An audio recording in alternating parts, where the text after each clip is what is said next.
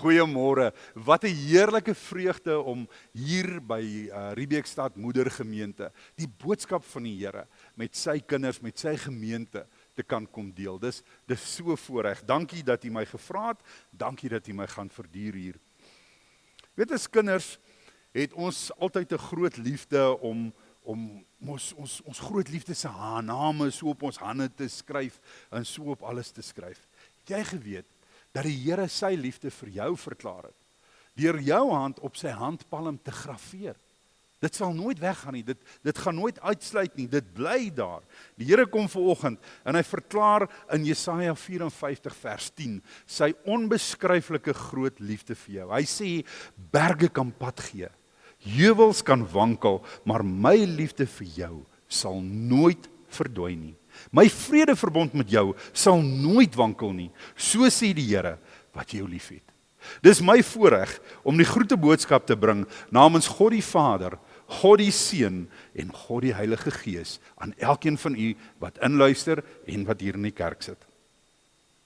Nadat die Here ons gegroet het, is dit mos net reg dat ons hom teruggroet. So kom ons groet die Here met die woorde van die loflied, in u is vreugde.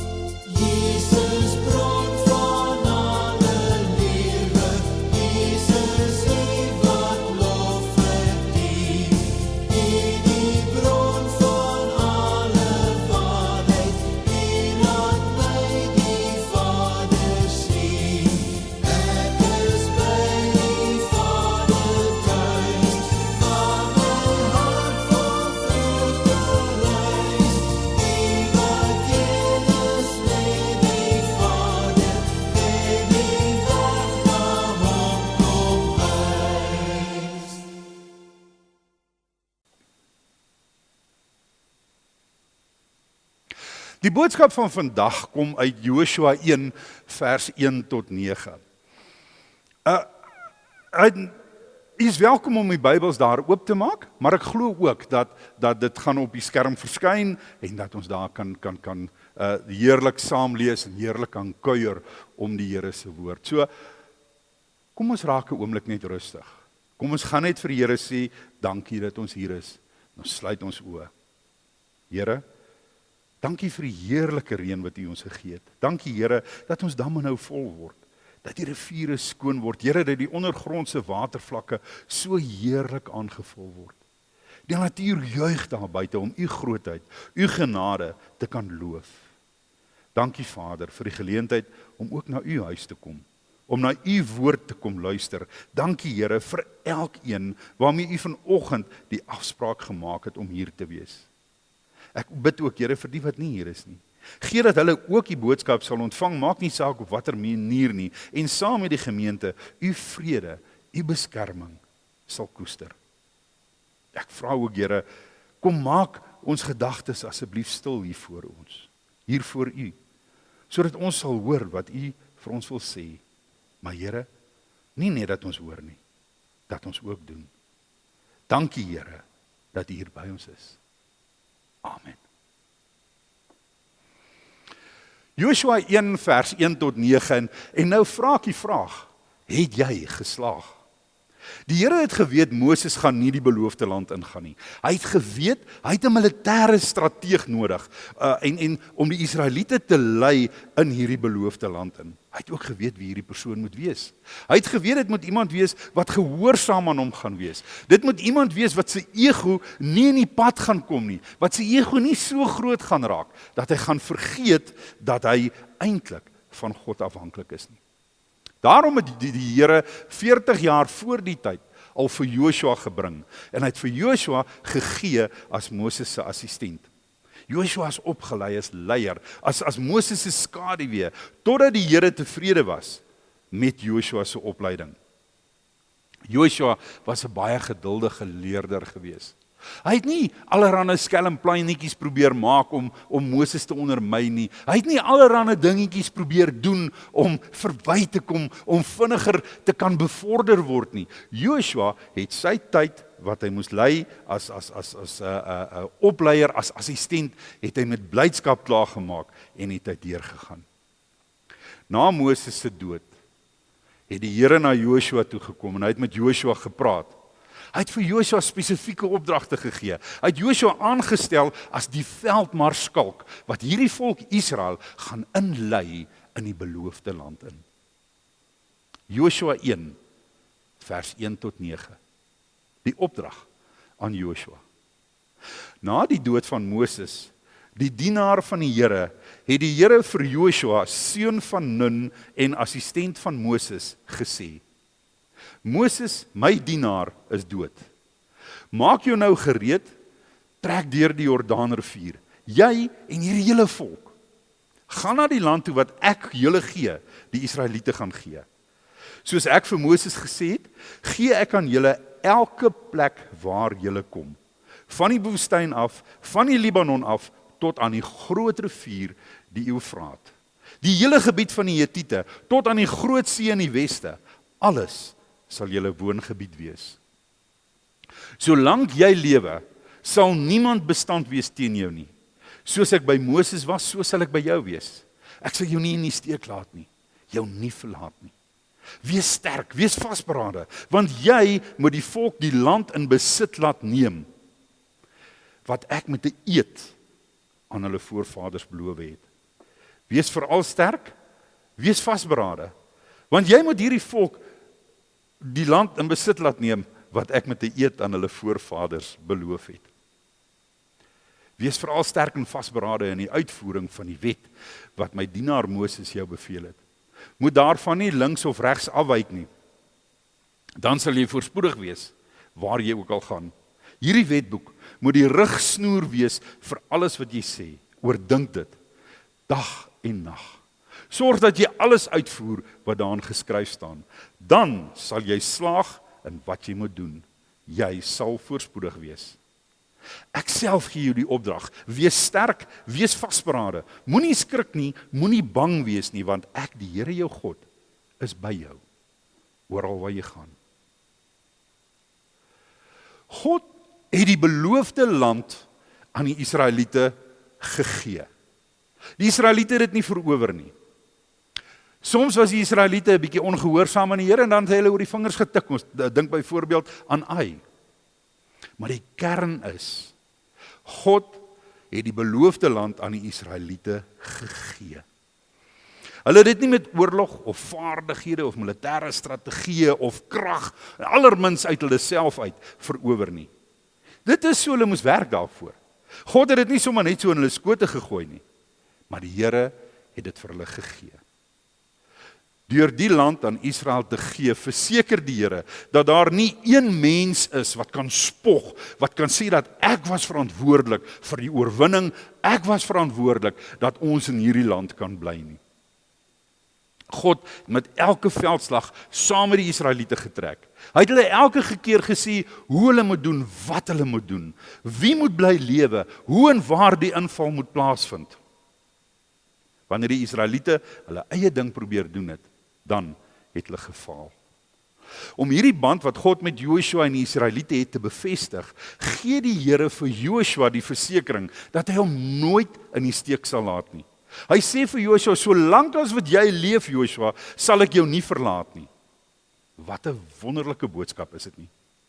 Die lekkerte is, die boodskap van die Here is vandag nog geldig. Die Here het deur die dood van Jesus ook aan my en jou beloof dat hy ons nooit sal versaak nie. Hy het ook aan my en jou beloof dat hy altyd by ons sal wees. Ons sal omsien. Dat hy aan ons behoeftes sal voorsien. Die probleem is net dat die mens begin voorbarig raak. Soveel so, dat ek aan die Here wil begin voorskryf oor wanneer en waar hy beskikbaar moet wees. Op watter terme hy in ons lewens betrokke mag raak.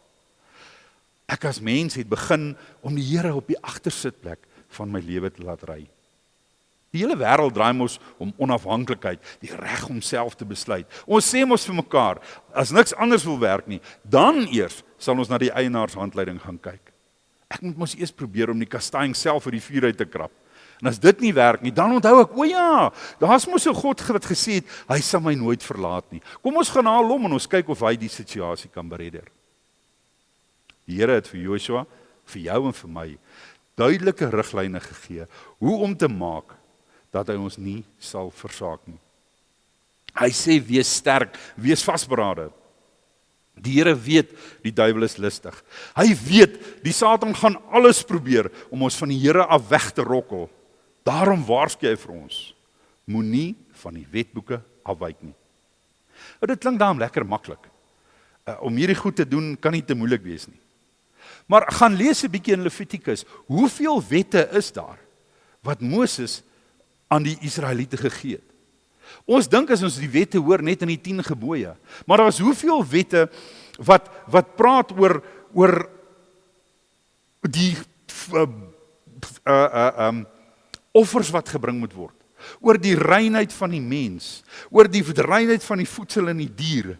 Hierdie wette moet alles nougeset nagekom word en dan raak die uitvoering daarvan so bietjie oorweldigend. Die vraag is, hoe volhard ek en jy in die uitvoering van hierdie wette? Wanneer jy jou medemens sien wat in nood is, wat doen jy? Wanneer jy in geselskap is waar die Here se naam misbruik word, wat sê jy? Die Here sê ons moet sy woord uitdra en verkondig. Doen jy dit? Wat is die voorbeeld wat jou kinders kry, wanneer 'n taxi sommer so sonder aansiens des persoon voor jou inry? Jy sien my vriend, nakoming van wette, veral die wette van die Here, gaan oor baie meer, as om net hier binne in my klein gemaksone te beweeg. Dit gaan oor meer, as om in my eie omgewing te kan funksioneer.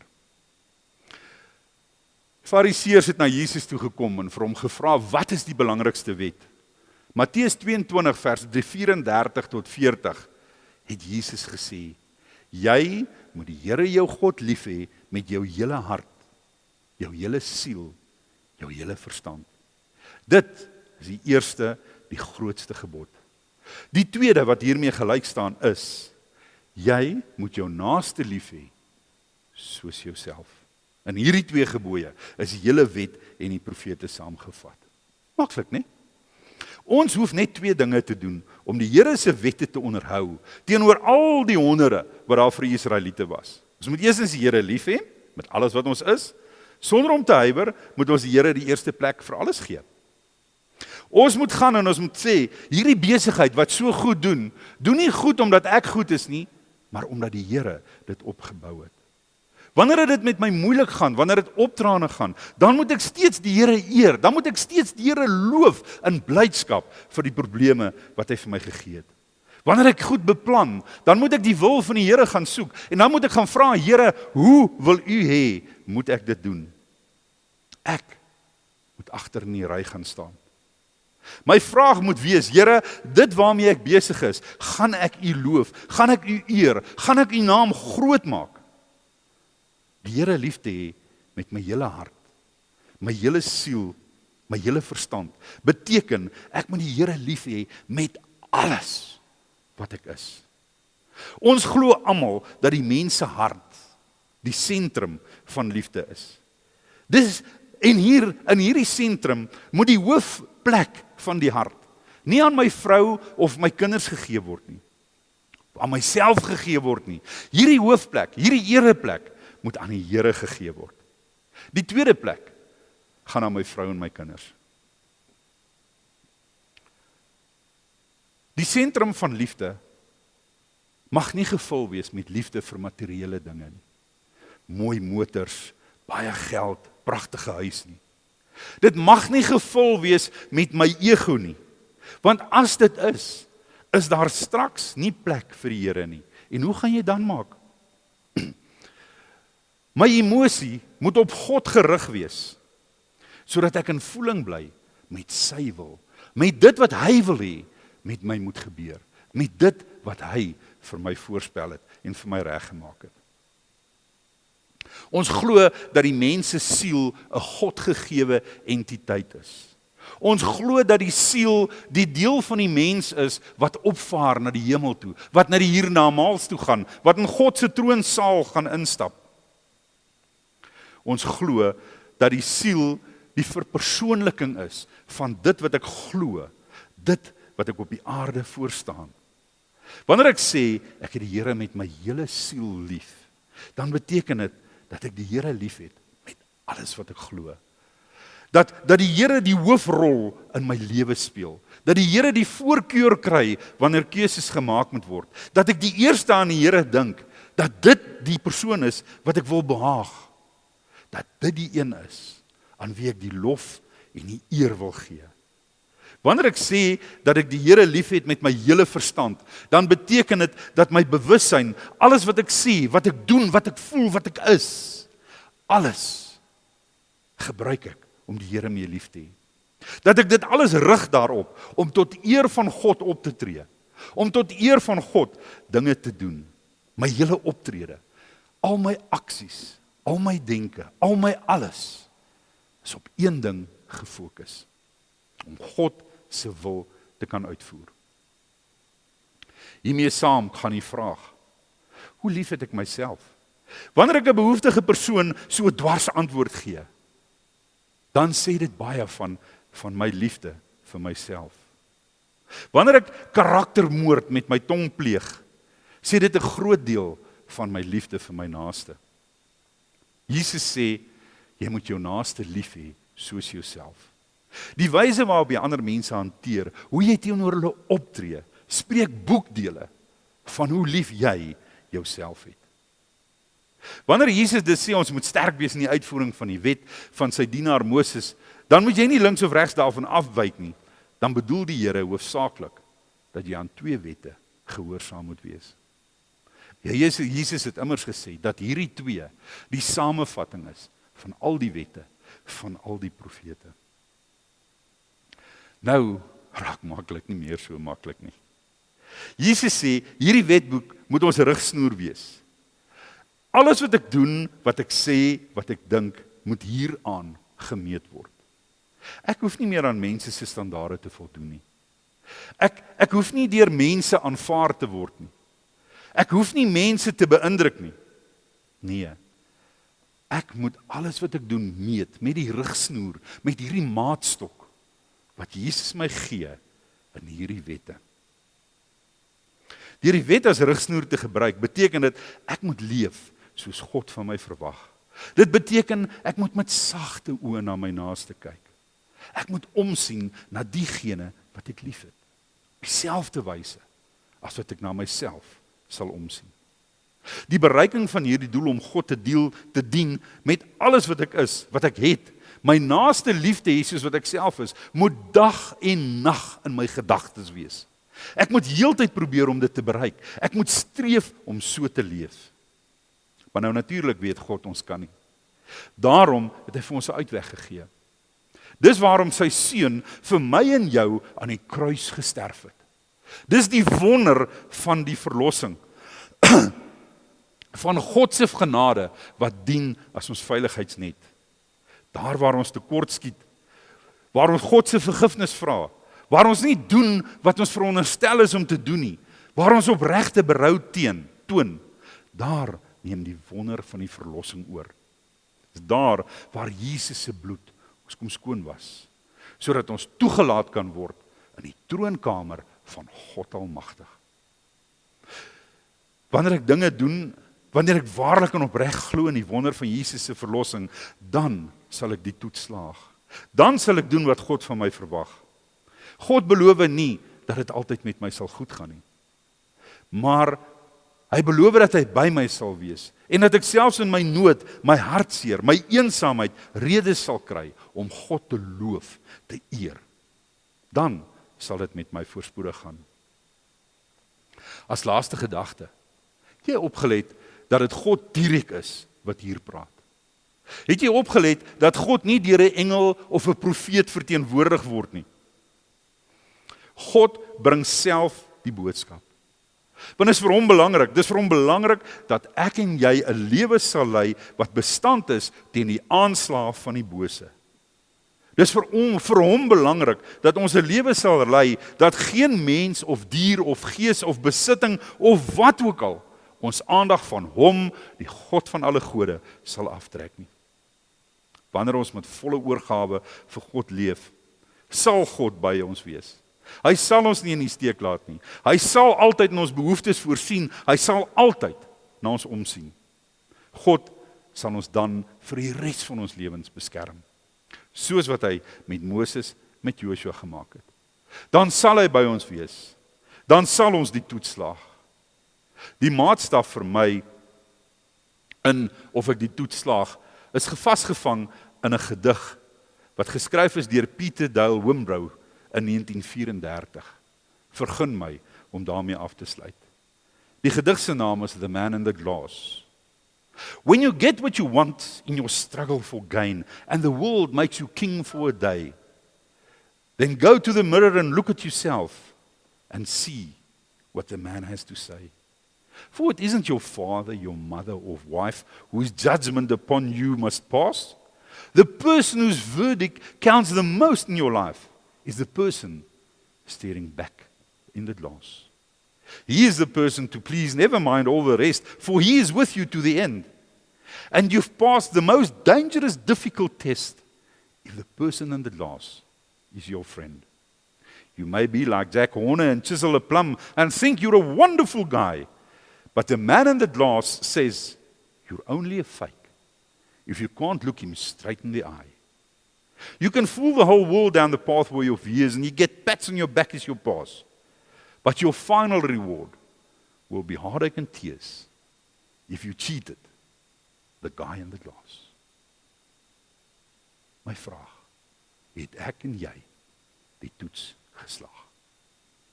Amen. Liewe Here, daar's niemand so doof soos hy wat nie wil hoor nie. Daar's niemand so blind soos hy wat nie wil sien nie. Dierbare Here, ons is so vol van onsself. Ons is so bekommerd oor ons probleme.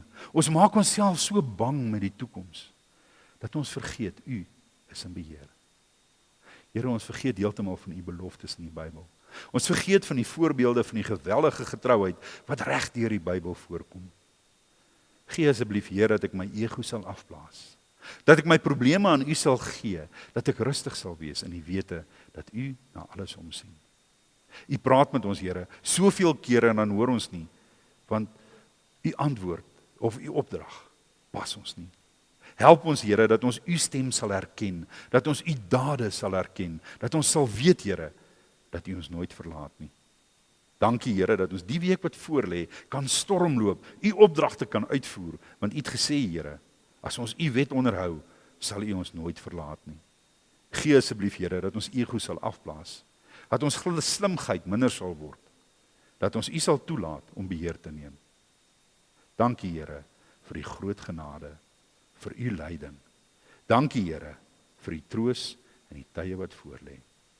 Amen. Kom ons sluit af met die lied Soek in God jou sterkte.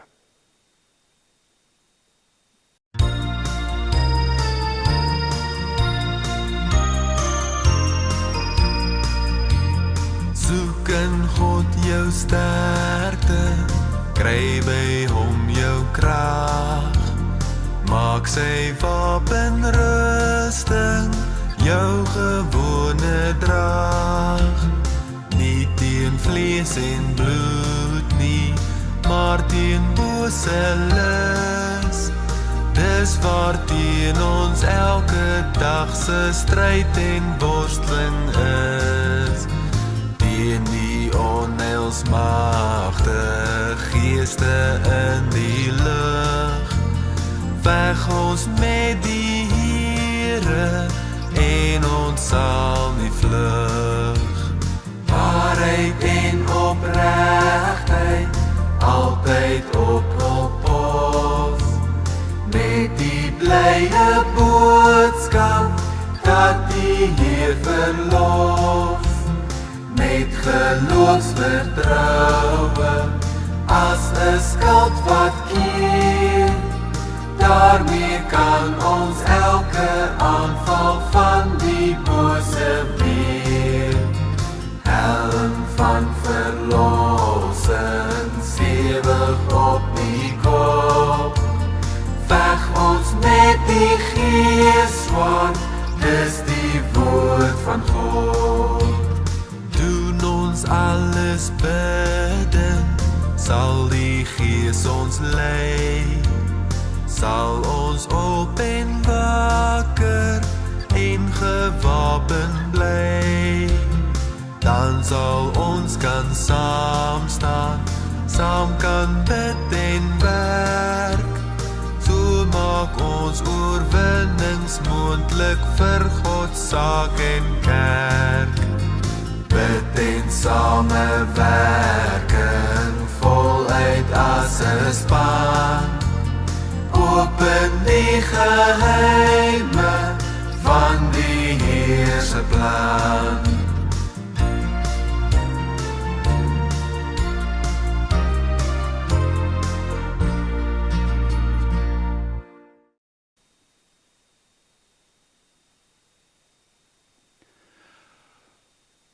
Dit is vir my lekker om dan nou die Here se seën vir jou te kan kom voorhou vir die week wat voorlê. Vir die toekoms wat wag. Mag jy dit aanvaar met die onbeskryflike vrede van die Here in jou hart. Die Here sal jou seën en beskerm. Die Here sal tot jou redding verskyn, jou genadig wees. Die Here sal jou gebede verhoor en jou vrede gee. Amen.